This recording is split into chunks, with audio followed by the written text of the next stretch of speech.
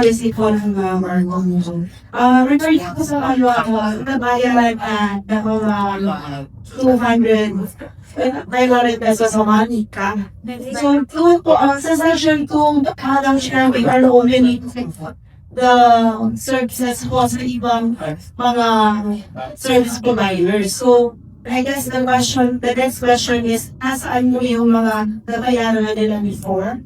So, meron na po ba tayong accounting ng service provider namin? Regarding po sa mga na-advance payment, kasi tama na kasi yung mga nakapagbayad na, tapos safe na yung mga nila, hindi sila login.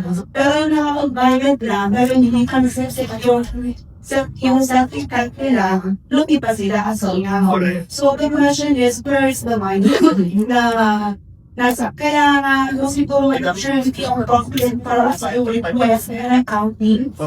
Kung nasa ito yung, kasi ino-open natin sa session 2 sa other service providers yung.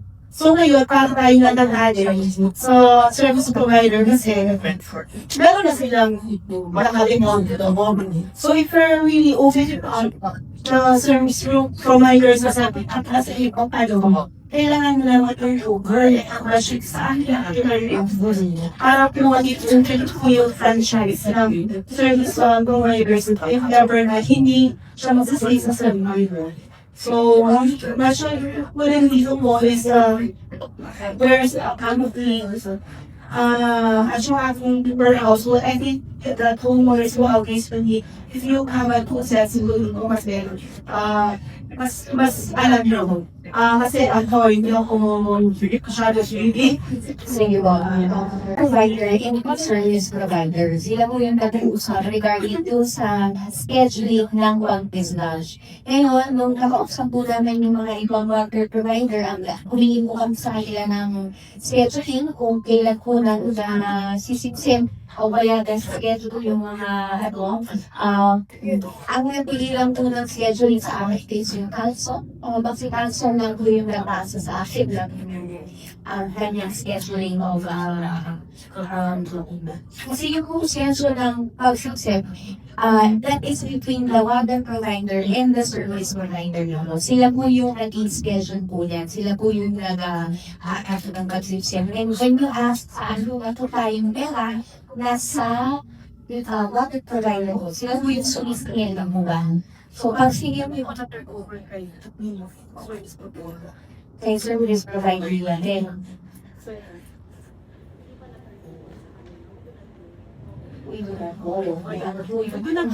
Kasi asap ng bawat gusto ko lang po sabihin sa inyo na suulit po sa atin si service provider asking for assistance because other people, si service provider has been in place since last January. So since January na nasa January last year po January demo, 2024 po. And na-stop na po yung non-host po yung ating ordinansa sa July. So, yung sila po ay nag-uri ng tulong dito sa ating committee para makasingin lang sila dahil hindi rin daw po sila nakakasingin since hindi I think the best niya na gagawin sila. Unang-una kasi, yung ibibis, even na pwedeng another or two or more service provider. I think current service provider kasi may contract hindi yung provider.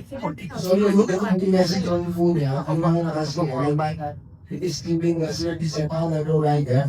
Whether na maybe taso ng mga na kalimutan, already been lost. Ngayon, sinasabi ko na yung value niya, it is, you will actually, happen.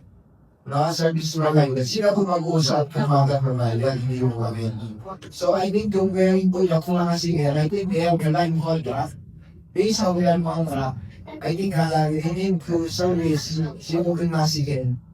I think yung mga iba po dyan niya, may 8 years, may 5 years, may 2 years. So yung perfect na yan, they put it on their contract na yung first cycle na matapos.